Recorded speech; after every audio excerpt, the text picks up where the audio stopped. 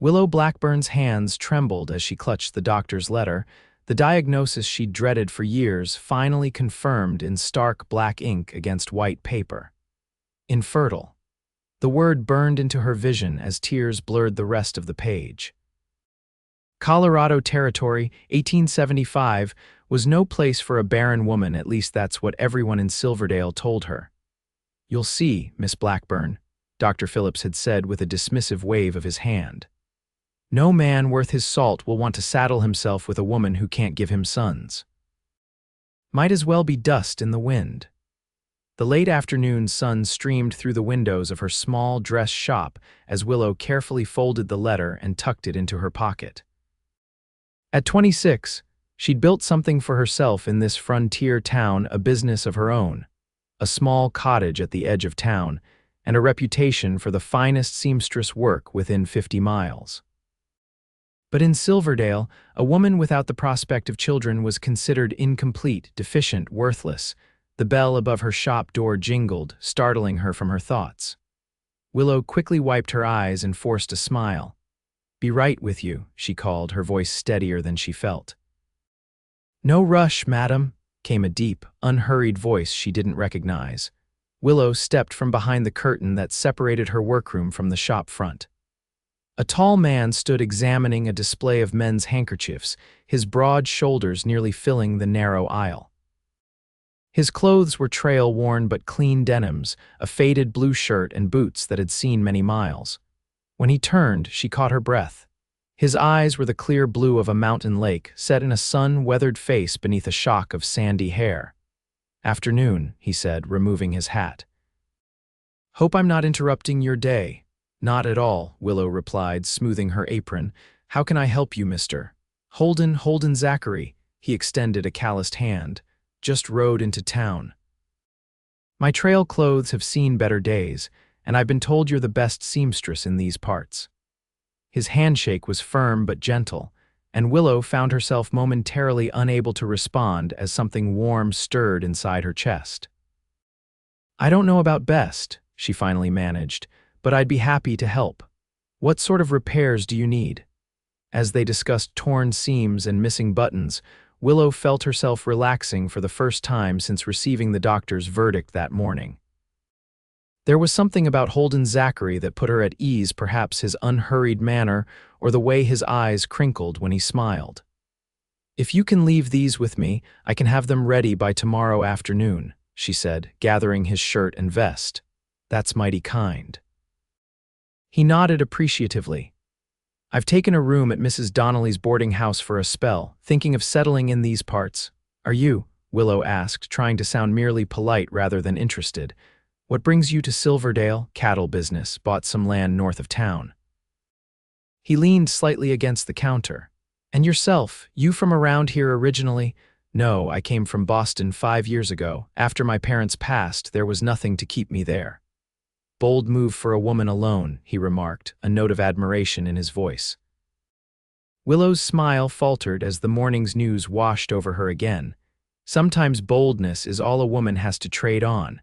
Something in her tone must have revealed her distress because Holden's expression softened with concern. "Are you all right, Miss Blackburn?" "Perfectly fine," she said too quickly. "Just a long day." He studied her for a moment, then nodded. "Well, I won't keep you any longer. Tomorrow afternoon, then." After he left, Willow locked the door behind him and flipped the sign to closed. She leaned against the door, eyes closed, wondering why meeting a stranger had affected her so deeply, especially today of all days, when she'd learned her future would never include the family she'd always dreamed of. The next afternoon, Holden returned for his mended clothes. He was freshly shaven, his hair still damp from a bath. When he tried on the vest to check her repairs, Willow couldn't help but notice how it accentuated his broad shoulders. "Perfect," he said, examining her neat stitching. "You have a gift, Miss Blackburn." "Thank you, Mr. Zachary." "And please call me Willow." "Willow," he repeated, as if testing the name. Like the tree that bends but doesn't break, their eyes met, and Willow felt her cheeks warm. She quickly looked down, busying herself with folding brown paper around his other repaired items. "That'll be 75 cents, she said. Holden placed $1 on the counter. Keep the change, I appreciate fine work. That's too generous, she protested. Not at all. He picked up his package. I was wondering if I might call on you properly sometime, perhaps Sunday after church. Willow's heart skipped. It had been years since anyone had shown interest in courting her. Most men in town were already married or looking for younger women who could give them large families. Mr. Zachary, she began hesitantly, that's very kind, but I should tell you that That is, the doctor has informed me that I'm unable to have children. She blurted it out before she could stop herself, then immediately regretted her candor.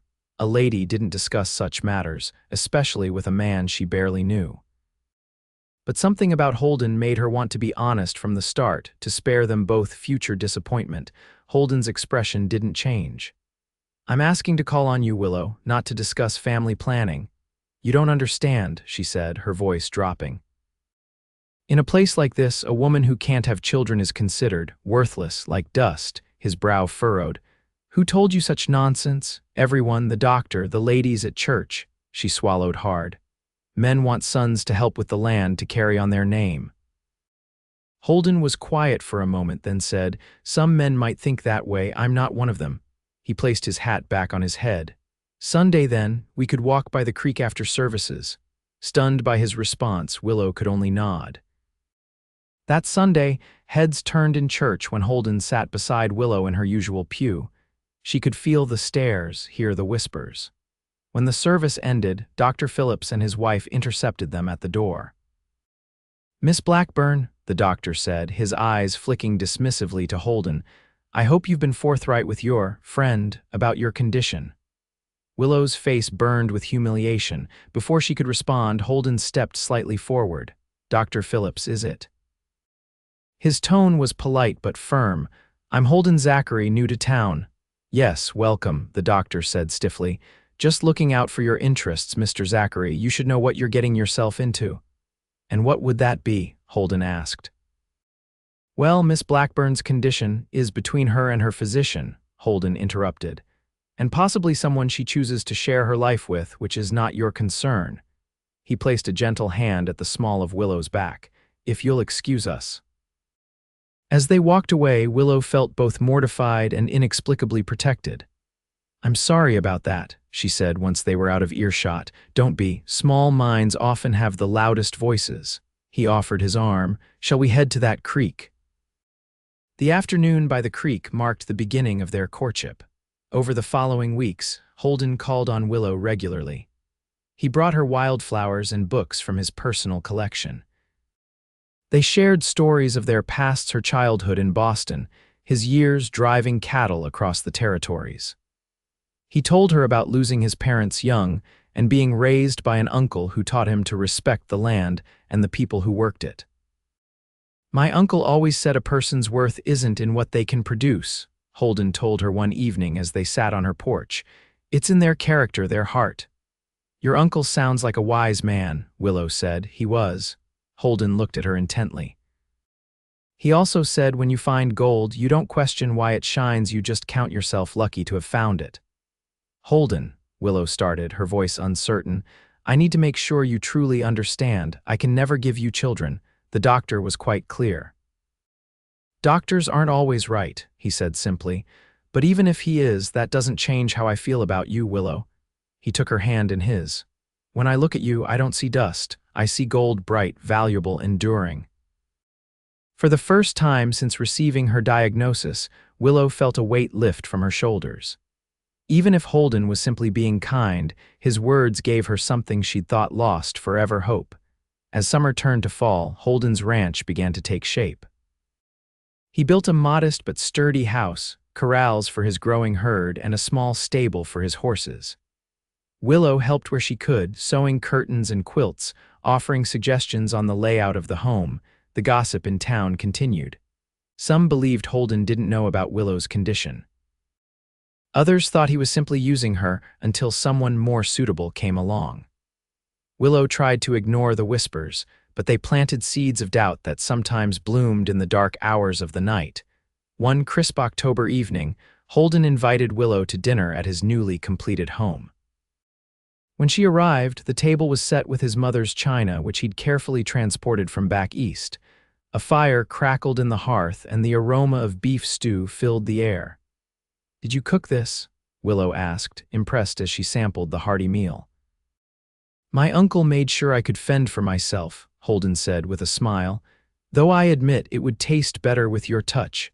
After dinner, they sat before the fire and Holden grew uncharacteristically quiet. "Is something wrong?" Willow finally asked. "Not wrong," he said, turning to face her, "but there's something I need to say." He took her hands in his. "Willow Blackburn, these past months have been the happiest of my life. I've known from the first moment I saw you that you were special. You're strong, kind, and braver than anyone I've ever met." Willow's heart began to race as Holden slid from the sofa to one knee before her.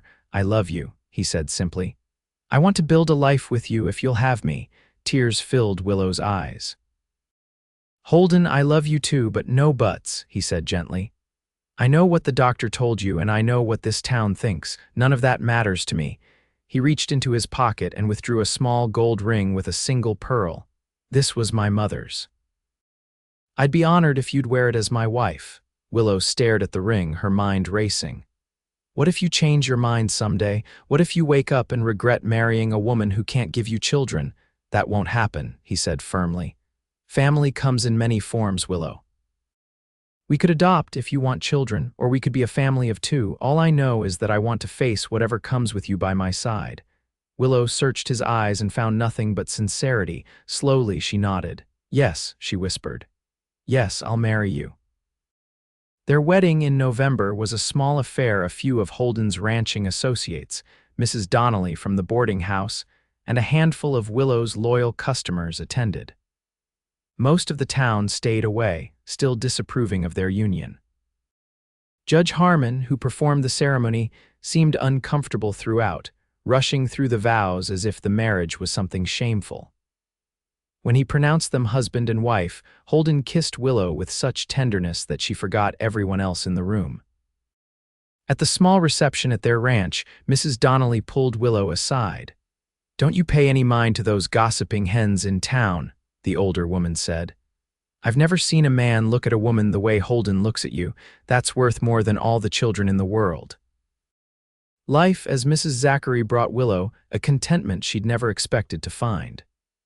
She continued her dress shop, riding into town 3 days a week, while helping Holden with the ranch accounts and making their house into a home. At night, in the privacy of their bedroom, she discovered the joy of being truly loved body and soul by a man who saw only her worth, never her limitations. Winter came harsh that year, with heavy snows isolating their ranch for weeks at a time. During those quiet, cold days, Willow and Holden grew even closer, reading to each other by the fire, planning improvements for the ranch in spring, learning the rhythms of married life. In February, Willow began feeling strangely tired. At first, she attributed it to the winter doldrums, but when she found herself unable to keep breakfast down for several days in a row, a seed of impossible hope took root. "Perhaps you should see the doctor," Holden suggested one morning as he held back her hair while she was sick. Willow shook her head vehemently. "Not Dr. Phillips, I can't bear to see his smug face." "Then we'll ride to Denver when the pass clears," Holden said. "There are good doctors there." By the time they made the journey to Denver in March, Willow was almost certain, but still afraid to hope. The city doctor, a kind-faced woman named Dr. Alina Reed, confirmed what Willow had begun to suspect. "You're with child, Mrs. Zachary," she said, smiling at Willow's shocked expression. "About 3 months along, I'd estimate. But that's impossible," Willow whispered. "I was told I could never conceive." Dr. Reed patted her hand. "Medicine isn't an exact science, my dear. Sometimes the body surprises us. I've seen it before women told their barren who later conceive. Often it happens when they stop trying so desperately." Willow's mind reeled as she left the doctor's office. Holden was waiting outside, pacing nervously. When he saw her face, he rushed forward. "What is it? Are you ill?" Unable to find words, Willow simply took his hand and placed it on her still flat stomach. Holden's eyes widened in understanding. "Are you saying?" Willow nodded, tears streaming down her face. We're going to have a baby."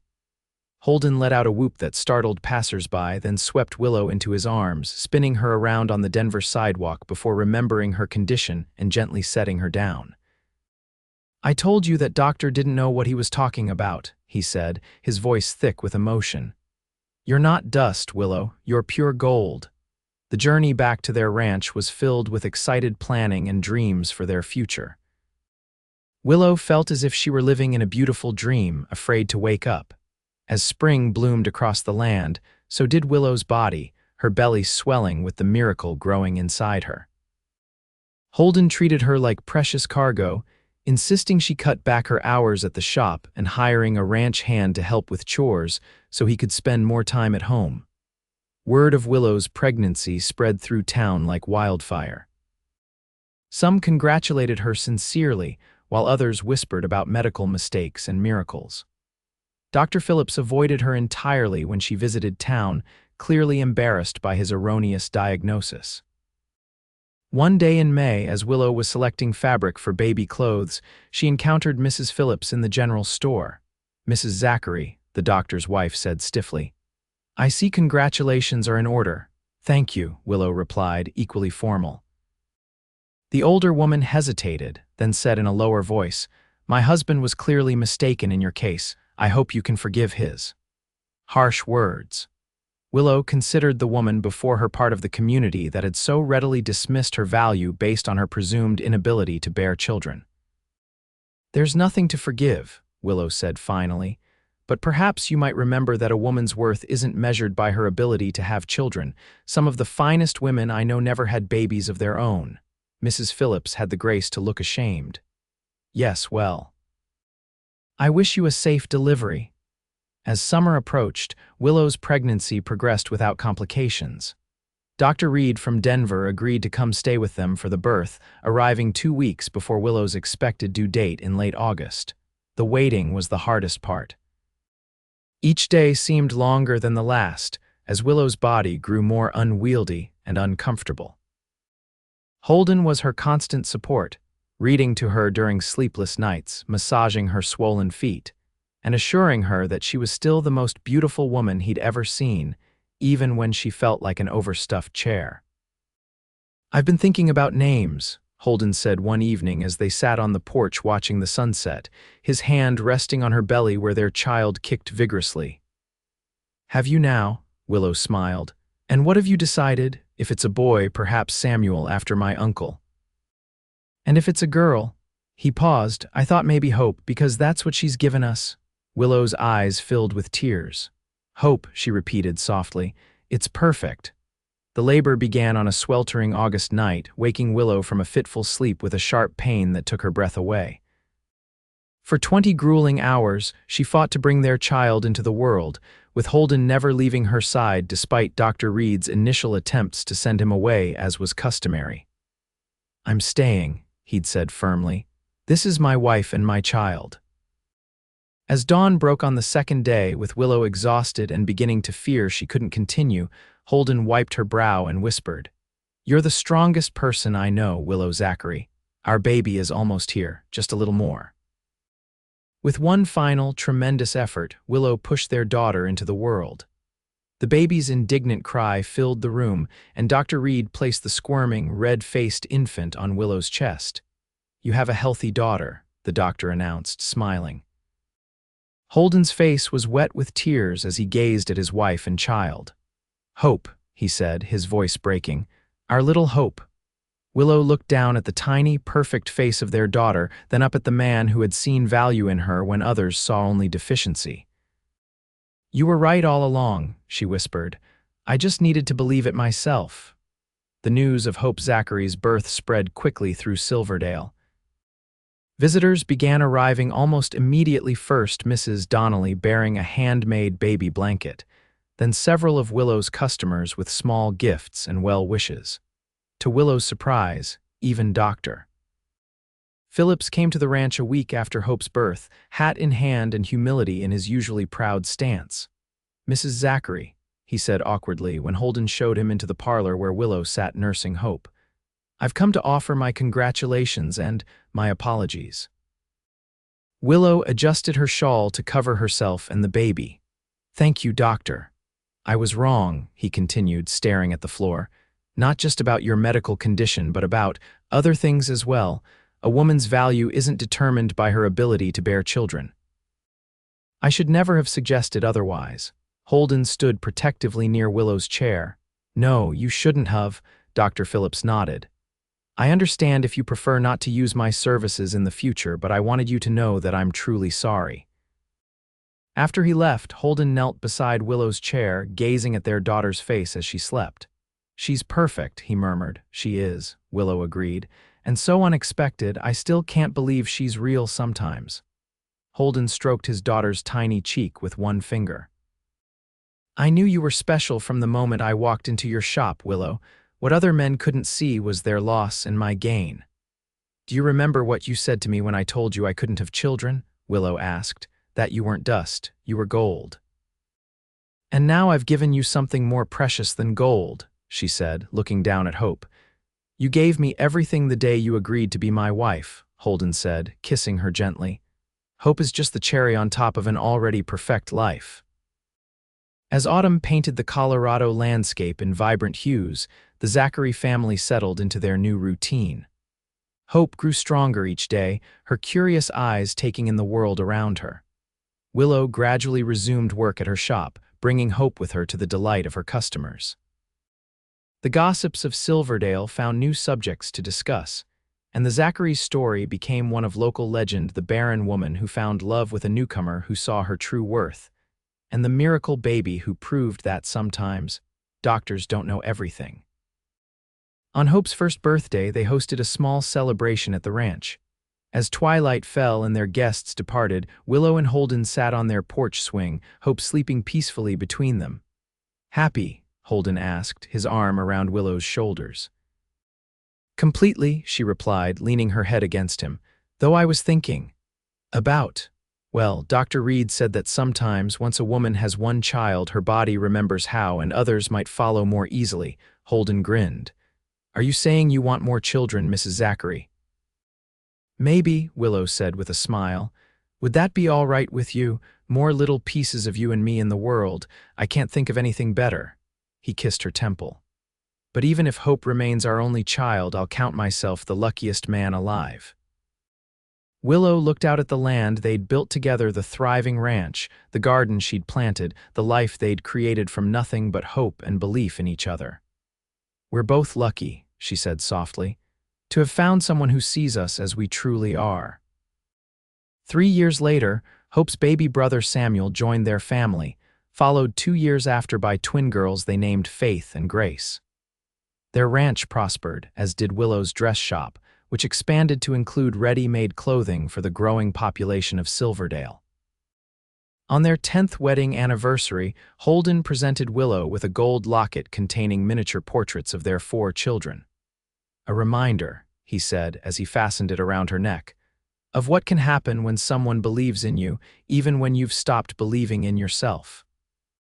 Willow touched the locket, thinking of the frightened, heartbroken woman she'd been when Holden first walked into her shop, a woman who believed her value had been diminished by a doctor's pronouncement.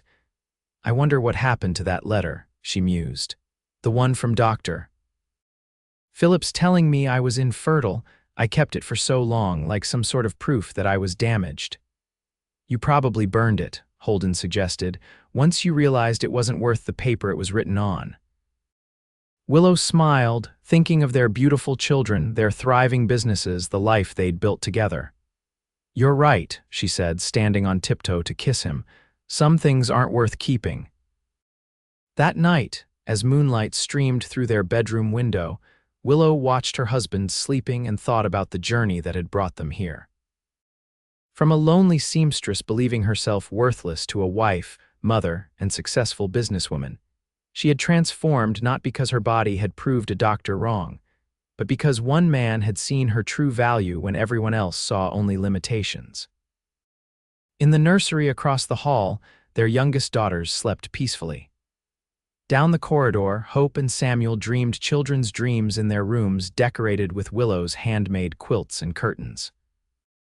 And here, in the heart of their home, Willow laid her head on Holden's chest, listening to the steady rhythm of his heart, the man who had declared her gold when others called her dust. The man whose love had helped her discover her own worth. In the morning, there would be children to feed, a ranch to run, a shop to open. But for now, in the quiet darkness, Willow Zachary thanked whatever twist of fate had brought Holden into her shop that day with his torn shirt and gentle eyes, changing the course of her life forever. "I love you," she whispered to her sleeping husband. In his sleep, Holden pulled her closer, a smile touching his lips as if, even in dreams, he knew he was exactly where he was meant to be with the woman who had given him everything he'd never known he wanted. The woman whose value had never been in what her body could do, but in who she was. Strong, loving, and worth more than all the gold in Colorado.